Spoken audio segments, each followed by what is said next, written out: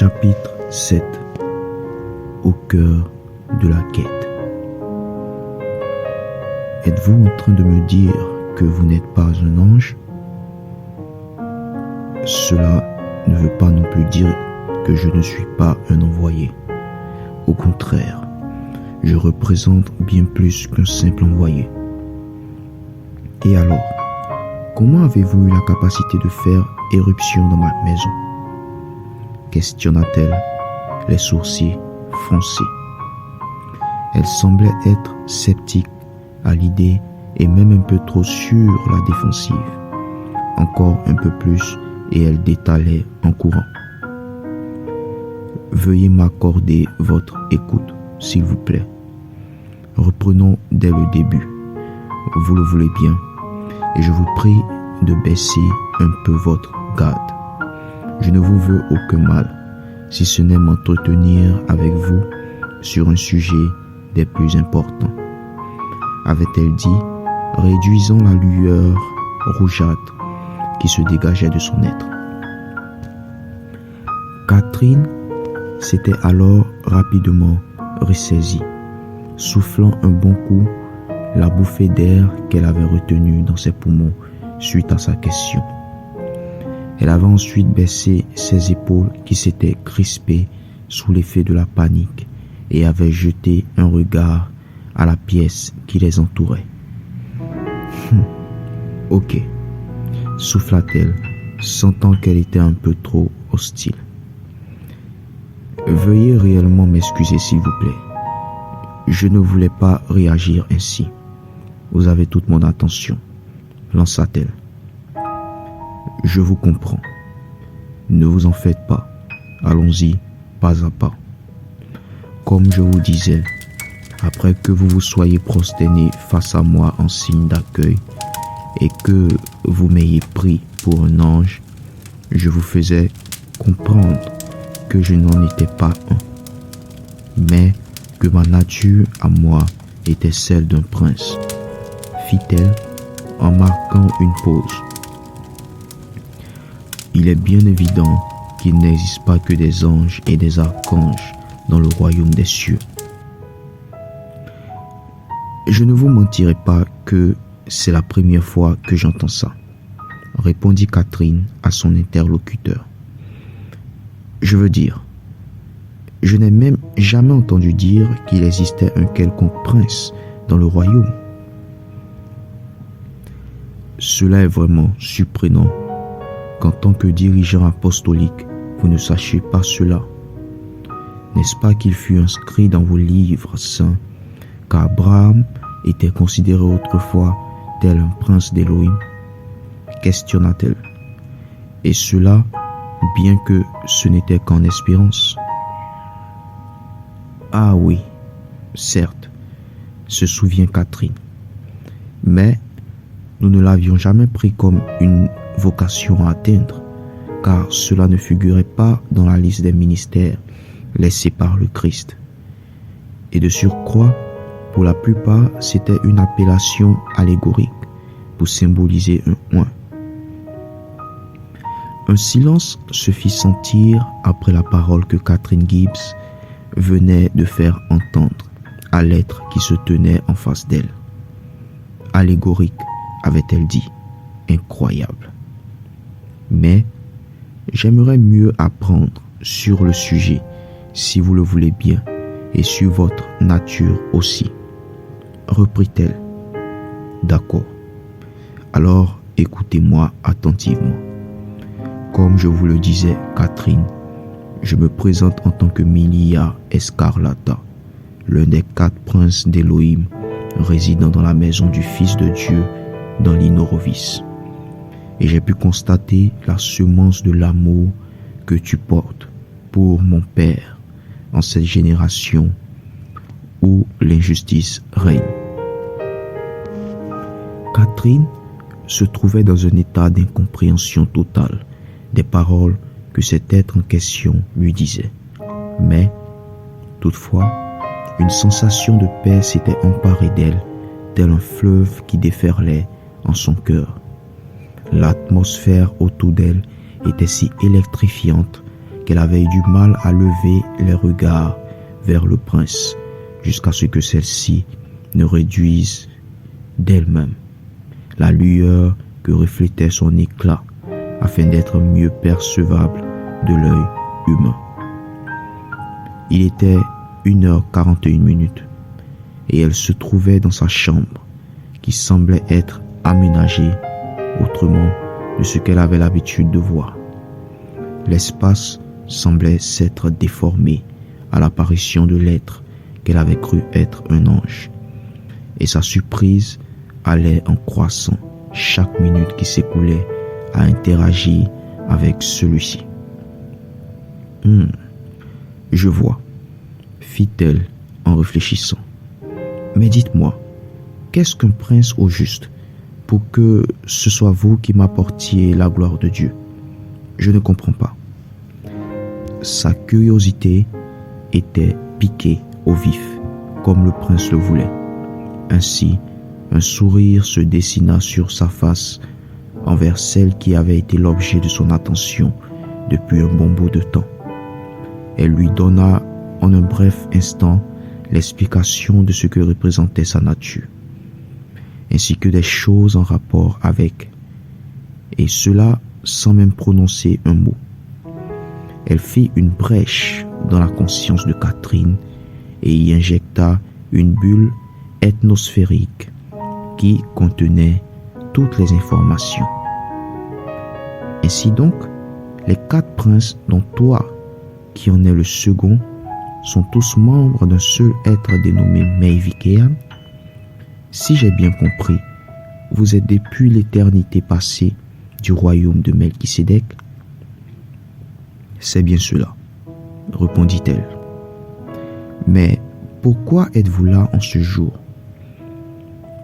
Je suis ici pour te faire prendre connaissance de toutes ces réalités qui existent et qui sont au-delà des premiers fondements du Christ que tu as pu connaître et qui ne représentent que le premier niveau de perfection par l'œuvre des ministères.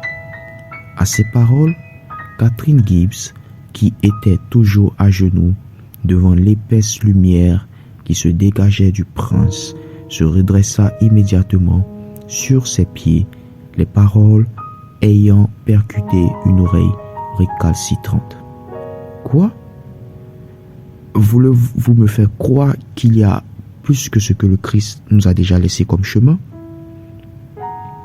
Ma chère enfant, la fin de toute chose est arrivée. Cet âge que vous, humains, avez connu est sur le point de passer, entonna le prince. Et, dans la joie de ceux qui l'aiment, le Fils de Dieu est une fois de plus paru, afin que vous soyez glorifiés, car si les prémices sont saintes, la masse qui doit venir à la dernière des trompettes le sera aussi. Et cela ne nie pas que mon roi, le Seigneur Jésus le Christ, en fut le chemin. Le Fils de Dieu parut une fois de plus sur cette terre en cette génération, fit-elle des plus étonnés. Eh bien oui, le Fils de Dieu est bel et bien présent à cette heure sur votre terre afin de faire passer cet âge. Catherine était abasourdie. Elle n'aurait jamais pu croire qu'un jour elle aurait ouï de ce genre de paroles. Qui était réellement cette femme en face d'elle qui se disait être prince de Dieu et qui parlait de choses qui seraient un scandale pour l'humanité tout entière? Elle qui avait passé 20 ans maintenant de sa vie à parcourir les Écritures, croyant même en connaître tous les contours, n'avait jamais pu apercevoir nulle part ailleurs que le Fils d'Élohim reviendrait une fois de plus sur terre. Elle redoublait maintenant de méfiance face à cet être en face d'elle. Quoi? Mais que me racontez-vous? Dit-elle en faisant un pas en arrière sans se rendre compte du vide qui se trouvait derrière elle. Le Fils de Dieu sur terre? En cette année? Et personne ne le sait? N'essayez-vous pas de me duper? Jésus, de retour, sans que personne n'ait pu l'apercevoir? Vous plaisantez, j'espère, dit-elle en riant. Non, la coupa-t-elle. Il ne se présente pas sous la forme de Jésus cette fois, mais il vient en votre âge, empruntant la forme du mâle et femelle, tous deux étant l'unique Fils de Dieu, en réalisant de l'Éloa, El Élyon, et l'Élohine, qu'est Sion son épouse, la seconde Ève, qui est l'os de ses os, la chair de sa chair, car n'a-t-il pas dit que de son corps, cette pierre, il bâtira la piété de l'épouse, son ecclésia. Elle s'arrêta de parler et fixa le visage de la dame en face d'elle, puis reprit. Ne l'as-tu pas lu dans les Écritures, des prophètes parlant premièrement du prodige de la Vierge, puis ailleurs de cet enfant né et du Fils qui sera appelé Dieu et Père d'éternité, ou même du signe de la femme dans l'Apocalypse, et encore la Jérusalem céleste, la femme, votre mère qui est supposée descendre du ciel comme une épouse parée pour son époux. À l'instant où le prince venait d'achever sa parole, plusieurs pensées se mirent à traverser l'esprit de Catherine Gibbs, qui venait de perdre pied. Tout ceci n'était pas seulement que nouveau pour elle, mais elle pensait aussi à l'univers du christianisme, qui en prendrait un grand coup. Et c'est alors que la peur s'empara d'elle. Devrait-elle croire en une telle apparition qui défiait toutes ses connaissances théologiques et même toutes les interprétations qu'elle avait pu recevoir jusque-là des écrits? Impossible. Non. Taisez-vous, esprit séducteur. Taisez-vous. Cela est complètement absurde. Et vous voulez que je vous croie? Savez-vous combien de décennies d'évolution de l'Église que vous venez de remettre en question par vos dires? Ces paroles assez dures, Catherine les avait faites sortir d'elle sans même s'en rendre compte, tant son exécration était énorme. Elle qui était d'une douceur et d'une oreille fine d'habitude, se trouvait aujourd'hui dans un état hors d'elle face à ce prince qui, pour elle, ne faisait que lui compter des blasphèmes. Il est impossible que la parousie du Fils soit maintenant là. Cela n'a pas été inscrit dans la Bible et nous n'avons vu aucun signe du Seigneur dans les airs. Ce que vous dites ici est d'une gravité extrême pour un esprit qui se dit venir de Dieu. Vous bafouez la parole laissée par le Christ, son unique Fils. Je te le dis pourtant, Catherine, tel le Fils se révéla en Melchisédek, puis une fois encore en Jésus le Christ, qui tous les deux parurent en leur temps. Ainsi, pour cette fin des temps se trouve déjà au milieu de vous la troisième et dernière forme du Fils, afin de faire passer cet âge de ténèbres, établir le royaume sur terre et donner gloire à ceux qui l'aiment. Nies-tu par conséquent son apparition dans les airs à la dernière trompette? Hurla-t-elle scandalisée. Non, Catherine, je ne le nie en aucun cas, répondit le prince en marquant une pause, cherchant à comprendre pourquoi tant de connaissances à propos du Fils manquaient en celle qui devrait représenter la majorité des croyants. Je ne le nie pas, Catherine, je ne le nie pas. La parousie du Fils à la 7e trompette se fera bel et bien, mais pas selon vos appréhensions des événements, car ce que je t'annonce en est le commencement. Elle marqua une pause. Ah, il y a tellement de choses que tu dois savoir, mais nous aurons le temps. Nous aurons le temps? Comment ça nous aurons le temps? Eh bien, je suis là précisément parce que je t'observais depuis un bon bout de temps, des cieux où je me tenais. Tu m'observais? Et ça depuis quand? Dit-elle étonnée. Oui, je t'observais. Depuis ta rencontre avec celle d'Alana Retz, que mon valet s'était chargé de conduire vers vous. Te souviens-tu? Alana Retz? Je ne vois pas trop, fit-elle en cherchant dans sa mémoire. Ah oui, l'agent de la police fédérale que j'ai eu à rencontrer en Pennsylvanie. Elle rencontrait tant de personnes au fil des années, en parcourant le monde entier, qu'il lui était difficile de se rappeler de tous ceux qu'elle avait croisés. Mais cela fait maintenant près de mois que j'eus à faire sa connaissance. Oui, bon, Catherine, si je suis ici aujourd'hui, c'est parce que tu reçois la grâce de faire partie de ceux qui peuvent être comptés parmi les prémices et qui auront l'honneur de recevoir la glorification de leur temps terrestre avant ceux de la dernière trompette.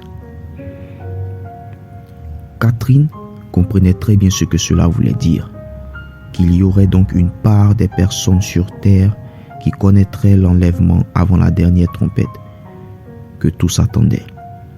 Quel choc pour l'Église et l'humanité.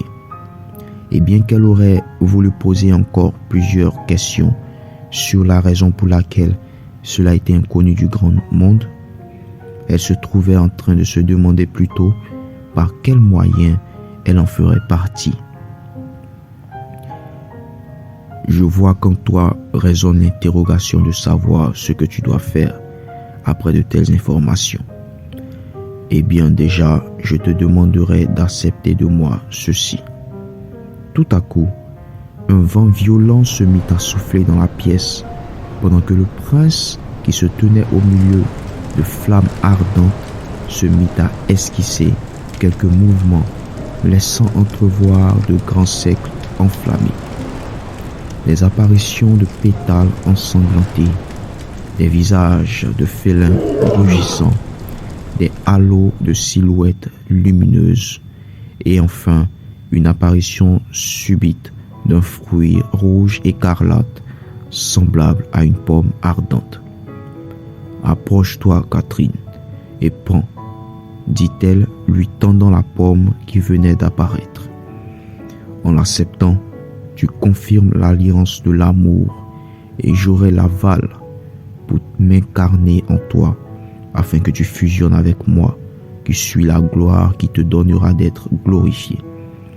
Tu iras ensuite à la rencontre du véritable, qui est le fils Na. « Stop!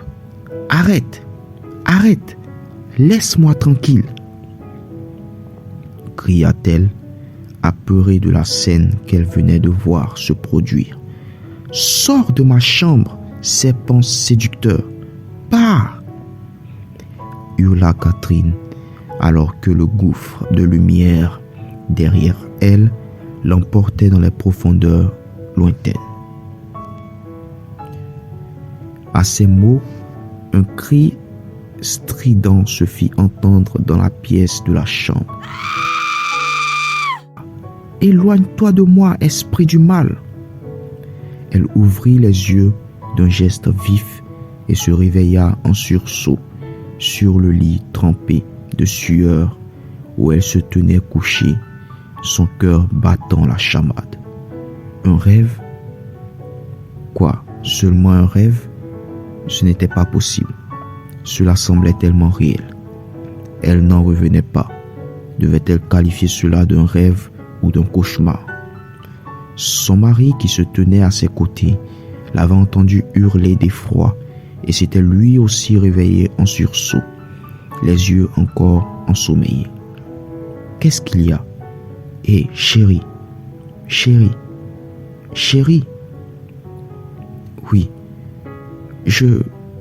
j'ai, bégayait-elle, étant toujours sous le choc. « Hé, mon amour, regarde-moi, ça va ?»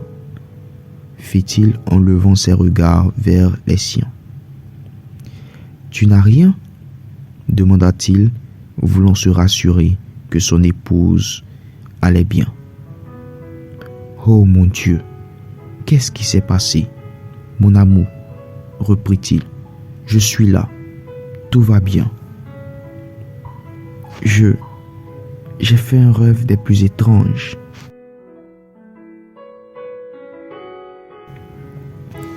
Durant les jours qui suivirent ceux-ci, Alana avait fini par arrêter définitivement de fréquenter le secteur ecclésiastique auquel elle s'était attachée. Et il y avait de cela 2 mois. Elle avait enfin trouvé le courage de l'annoncer au pasteur McDowell Austin, qui avait fini par se rendre compte qu'à chacune de leurs discussions téléphoniques, elle s'était retenue de lui faire part de l'avancée des choses concernant la communauté, ignorant presque certaines questions qui tournoyaient autour de cela. Elle lui avait donc avoué qu'elle n'y allait plus, après qu'il eut mentionné le fait qu'il ne lui en voudrait pas si elle décidait de s'en aller. Et cela, peu importe la raison derrière son départ. Elle avait alors répondu simplement « C'est gentil, merci pour ta compréhension. J'en ai appris énormément, comme il se devait, et j'en ferai bon usage. De cette connaissance, merci encore, Marc », lui avait-elle lancé au téléphone. Désormais, elle se concentrerait plutôt à ses temps personnels de méditation et de communion qui avaient considérablement doublé et qu'elle avait même souvent dans la nature. Elle y passait des heures, sautant parfois même quelques repas en journée, mais y trouvant sa paix et la nourriture qu'il lui fallait, la vérité. Mais, alors que la vie poursuivait son cours, faisant défiler jour et nuit en alternative, le soleil sous les yeux des hommes, l'être des cieux s'en était allé vers sa demeure, attristé du refus qu'elle avait pu recevoir lors de son apparition à l'apôtre Catherine Gibbs. Voyant ce qui devrait se trouver l'amour de la connaissance précise et qu'aurait du Fils de Dieu, refuser catégoriquement la parole qui pouvait donner une toute autre tournure à leur existence. Catherine Gibbs avait alors fait le choix de demeurer dans la voie qu'elle avait déjà empruntée, se refusant d'aller au-delà des hauteurs des pensées que les humains s'étaient définies selon leur âge. Quel dommage! Cependant, à environ 4000 km de la Californie, où s'était produite cette scène des plus désolantes, dans l'état de la Pennsylvanie, à Lancaster, où se trouvait Alana pour des vacances en famille dans le chalet des montagnes, où résidait la grande famille, une scène des plus atypiques allait se produire similairement aux Gibbs. Alana, réveille-toi, il est quasiment l'heure. Alana, allez debout, le ski ne va pas nous attendre. Criait à la porte la voix qui lui semblait familière. Elle se réveillait en sursaut sur son lit, ouvrant ses yeux qui étaient couverts par le bloc-notes posé sur sa face. Elle se tourna lentement sur le ventre, laissant tomber à terre le petit carnet. Elle s'était encore endormie. Alana leva la tête pour voir au travers de la grande fenêtre faite de bois et de verre de son ancienne chambre d'enfance. Ses petits cousins qui jouaient dehors dans la neige avec Boris. Les 10 heures passées s'affichaient sur le cadran de son téléphone portable. Quel drôle de rêve, se disait-elle, retrouvant le fonctionnement de ses sens, lâchant le craquement de ses os, quand tout à coup la pensée lui vint. Mais faut que je l'écrive avant que...